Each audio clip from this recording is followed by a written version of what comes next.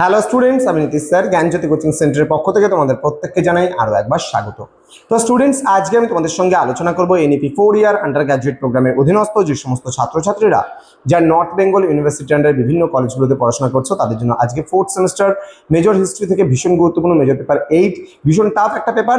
সেখান থেকে আজকে আলোচনা করব what were the basic causes of reformation, অর্থাৎ ধর্ম সংস্কার আন্দোলনের কারণগুলো কি, এই নিয়ে কিন্তু আমি আজকে আলোচনা করব। কেন ধর্ম সংস্কার করা হয়েছিল, তার পেছনে কি কি কারণ ছিল, এই নিয়ে কিন্তু আজকের এই ক্লাসটিতে আমি বিস্তারিত আলোচনা করব। যারা এখনো আমাদের চ্যানেলটিকে সাবস্ক্রাইব করনি, সাবস্ক্রাইব করে পাশে থাকা বেল আইকন অল প্রেস করে দাও, যাতে নেক্সট টাইম থেকে কোনো ভিডিও আপলোড করলে তার নোটিফিকেশনটা তুমি সবার আগে পেতে পারো। এছাড়া যারা ভাবছো যে অনলাইনে আমাদের ক্লাস জয়েন করবে, নোটস নেবে, তারা অবশ্যই যোগাযোগ করো আমাদের অফিসিয়াল নাম্বার 7076398606 নাম্বার অথবা 6295916282 নাম্বারে। তোমাদের টোটাল কোর্স ফি রয়েছে 1199 টাকা, পুরো সেমিস্টার অল সাবজেক্টের কোর্স ফি। তো দেরি না করে আজই যোগাযোগ করো আমাদের সঙ্গে এবং যুক্ত হয়ে যাও আমাদের অনলাইন ক্লাসে। চলো শুরু করছি আজকের ক্লাসটা ডিটেলসে।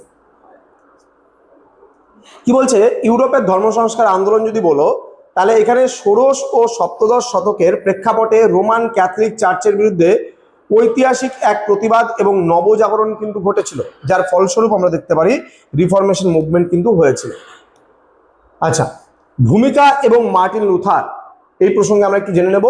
1517 খ্রিস্টাব্দে মার্টিন লুথার কর্তৃক উইটেনবার্গ গির্জার দরজায় 95টি ঘোষণাপত্র বা 95 থিসিস জারির মাধ্যমে কিন্তু এই আন্দোলনের সূত্রপাত হয়েছিল। যখন মার্টিন লুথার কি করলো, উইটেনবার্গ বিশ্ববিদ্যালয়ের দরজায় যখন 95টি প্রশ্ন বা 95 দফা দাবি যখন জুড়িয়ে দিল, তখন কিন্তু এই মেনলি ধর্ম সংস্কার আন্দোলনটা শুরু হয়েছিল।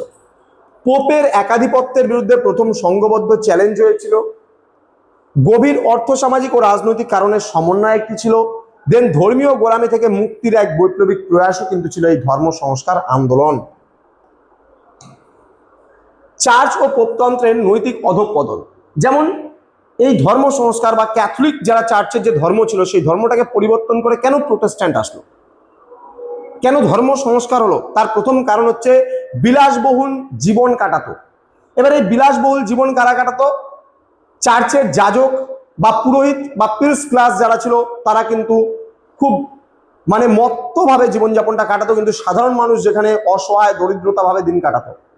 বলছে যাজকদের একাংশ দারিদ্রের বাণী প্রচার করলেও নিজেরা কিন্তু চরম বিলাসিতায় কিন্তু লিপ্ত ছিলেন, নিজেদের লাইফটাকে তারা লাক্সারিয়াস ভাবে কাটাতো, কিন্তু সাধারণ মানুষের জীবন যে দুর্দশাগ্রস্ত ছিল তার কোনো হদিশ কিন্তু এদের কাছে ছিল না। দুর্নীতি এবং স্বজন পোষণ, এবার স্বজন পোষণ কথাটা বললে পারে তোমরা খুব ভালো মতো বুঝতে পারবা। যেমন আমাদের পশ্চিমবঙ্গের কথা যদি আমরা বলি, যারা পলিটিক্যাল নেতৃবৃন্দ যারা ছিল আগে, তাদের কথা যদি আমরা বলি, তারা খুব স্বজন পোষণ করে। যেমন নেতার ভাইপো, নেতার অমুক, নেতার তমুক, নেতার পিসাতো ভাই, মাইসাতো ভাই, হাবি জাবি থেকে শুরু করে অনেক রকমের দেবা নেতার সঙ্গে লিঙ্ক আছে, তারাও কিন্তু নিজেদেরকে অনেক মনে করতো সর্বে সর্বা। তো দুর্নীতি এবং স্বজন পোষণ, বলছে পোপতন্ত্র যাবতীয় দুর্নীতি এবং অনাচারের কেন্দ্রে পরিণত হয়েছিল, যা মানুষের মনে কিন্তু ধীরে ধীরে ক্ষোভ জন্মেছিল। যেমন আমাদের পশ্চিমবাংলার তৃণমূল সরকারের প্রতি একটা উদাহরণ দিলাম। নৈতিক অবক্ষয়, পবিত্র জীবনযাপনের পরিবর্তে অনেক ধর্মযাজক আইন অনৈতিক আচরণে কিন্তু লিপ্ত হয়ে পড়েছিল। তাহলে আজকে ধর্ম সংস্কার আন্দোলন মানুষজন কেন পরিবর্তন করে, ক্যাথলিক ধর্ম পরিবর্তন করে কেন প্রোটেস্ট্যান্টের দিকে আসতে চেয়েছিলেন, তার প্রথম কারণ ছিল বিলাসবহুল জীবন, যেটা যাজকদের। 2 নম্বর, যাজকরা ছিল দুর্নীতিবাজ এবং তারা খুব স্বজন পোষণে লিপ্ত ছিল। দেন নৈতিক অবক্ষয়, তাহলে যার নীতি ঠিক নেই সে কিন্তু কখনোই কিন্তু জীবনে সফলতা অর্জন করতে পারবে না। যার নীতি ঠিক আছে সে জীবনে কিন্তু সফলতা অর্জন করতে পারবে, যার নীতি ঠিক নেই সে পারবে না। ওকে। আর্থিক শোষণ ও রাজস্ব ব্যবস্থা, এখানে 5 থেকে 8% ইউরোপের মোট আয়ের উৎস ছিল এদের। পোপের রাজস্ব ব্যবস্থার কথা যদি বলি, পোপ ইতালির আধ্যাত্মিক প্রধান হওয়ায় পাশাপাশি এক বিশাল কর ব্যবস্থা গড়ে তুলেছিল। অ্যানেটস এবং টেন্স করের মাধ্যমে বিপুল অর্থ তারা সংগ্রহ করতে শুরু করেছিল। ধর্মীয় মামলা মোকদ্দমার নামে উচ্চ পারিশ্রমিক তারা আদায় করতে শুরু করেছিল। জার্মানির মানুষের উপর অতিরিক্ত করের বোঝা তারা চাপিয়ে দিয়েছিল, তাহলে সাধারণ মানুষ কিন্তু এগুলো সহ্য করতে পারতো না। ক্ষমাপত্র বা মার্জনাপত্র বা ইন্ডালজেন্স, পোপের আয়ের অন্যতম একটা বিতর্কিত উৎস ছিল পাপ মুক্তির জন্য ক্ষমাপত্র বিক্রয় করা। এটি ছিল ধর্মের নামে এক নগ্ন ব্যবসা। আমি বিষয়টা একটু ক্লিয়ার করে বলি কি ছিল এই ইন্ডালজেন্স। বলছে তুমি কি পাপ করেছো, তুমি যদি পাপ করে থাকো তাহলে চার্চে যাও, চার্চে গিয়ে একটা ইন্ডালজেন্স বা মার্জনা পত্র কেনো, সেই মার্জনা পত্র কিনে পড়লে পারে তোমার পাপ নাকি ধুয়ে মুছে শেষ হয়ে যাবে। তো ভাবছিল পোপ যে হয়তো মানুষ পাপ করবে না, বা যারা পাপ করেছে তারা পাপ থেকে মুক্ত হতে পারবে, কিন্তু মানুষজন কিন্তু ভেবেছিল যে, অনেক মানুষ ভেবেছিল এটা দুর্নীতির দিকে গেছিল বেশি। কারণ কি, আজকে একটা জিনিস চিন্তা করবা, আমি জানি পাপ মুক্ত হতে পারে কি করে, এই ইন্টেলিজেন্স করলে পারে আমার পাপ ধুয়ে মুছে শেষ হবে, মানুষজন কিন্তু আরো বেশি করে পাপ করা শুরু করলো। তাহলে এটা কিন্তু ছিল একটা খুব বাজে একটা দিক। নেক্সট বলছে ফুরগাস নামক বড় ব্যাংকিং প্রতিষ্ঠানকে এই বিক্রয়ের দায়িত্ব ইজারা দেওয়া হতো, যার বিক্রয়লব্ধ অর্থের বড় অংশ নিজেরা কিন্তু কমিশন হিসেবে নিত পোপরা। পোপ বলতে যারা খ্রিস্টান জগতে যারা চার্চের হেড ছিল তারা কিন্তু এই পোপ নামে পরিচিত ছিল। এরা কিন্তু এই মার্জনা পত্র বিক্রি করে প্রচুর অর্থ বা ব্ল্যাক মানি কিন্তু অর্জন করেছিল। নেক্সট, নতুন শিক্ষিত শ্রেণী ও তার চিন্তাধারা। এবার কি হয়েছিল, অভিজাত তোমার অযাজকীয় শ্রেণী, যারা যাজক ছিল না, রেনেসাসের প্রভাবে ইউরোপে এক নতুন শিক্ষিত অভিজাত শ্রেণীর উত্থান ঘটে। তারা চার্চের বিশেষ সুযোগ সুবিধার তীব্র সমালোচনা শুরু করেছিল। আজকে আমার যেমন 2015 সালে আমার এসএসসি কোয়ালিফাইড, 2015 সালে আমার হাই স্কুলের টিচার হওয়ার কথা, কিন্তু এই পশ্চিমবঙ্গ যে দুর্নীতি চলছিল এতদিন ধরে, বিগত দীর্ঘ 15 বছর ধরে, সেই দুর্নীতির কারণে তোমরা জানো 26,000 চাকরি বাতিল হয়েছে। কিভাবে, যারা টাকা দিয়ে চাকরি পেয়েছে, যারা টাকা ছাড়া চাকরি পেয়েছে, প্রত্যেকেরই কিন্তু চাকরি বাতিল হয়েছে। তাহলে এবার এই চাকরি বাতিল হওয়ার কারণে কি, দুর্নীতি। তাহলে দুর্নীতি তো সাধারণ মানুষ মেনে নেবে না, দুর্নীতি এডুকেটেড মানুষ তো মেনে নেবে না। তাহলে দিনের পর দিন এই যে দুর্নীতির পাহাড় ধীরে ধীরে হচ্ছিল, সেই পাহাড়কে ভেঙে নতুন করে মানুষজন চেয়েছিল যে এই দুর্নীতি মুক্ত একটা সমাজ গড়ে তুলতে, যার ফলস্বরূপ মানুষজন কিন্তু ধর্ম সংস্কার আন্দোলনের পথে পা বাড়িয়েছিল এবং তারা বলেছিল এই যে রিফরমেশন মুভমেন্ট, এটা ভীষণ প্রয়োজন, ধর্মকে পরিবর্তন করা বা ধর্মকে সংস্কার করা কিন্তু ভীষণভাবে গুরুত্বপূর্ণ।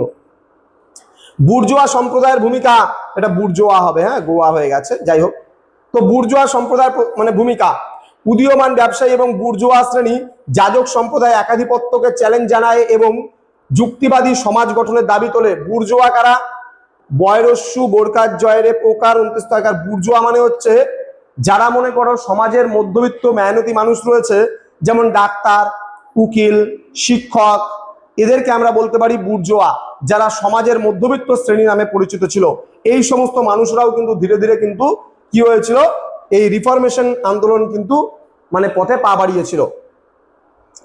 নেক্সট, সামাজিক ও অর্থনৈতিক পরিস্থিতির কথা যদি বলি, উপাদান, পূর্ববর্তী অবস্থা এবং পরবর্তীত পরিস্থিতি কি হলো, যেমন সামন্ততন্ত্র শক্তিশালী ও স্থিতিশীল পূর্ববর্তী ছিল, ব্ল্যাক ডেথের ফলে কিন্তু ভিত্তি দুর্বল হয়ে পড়েছিল।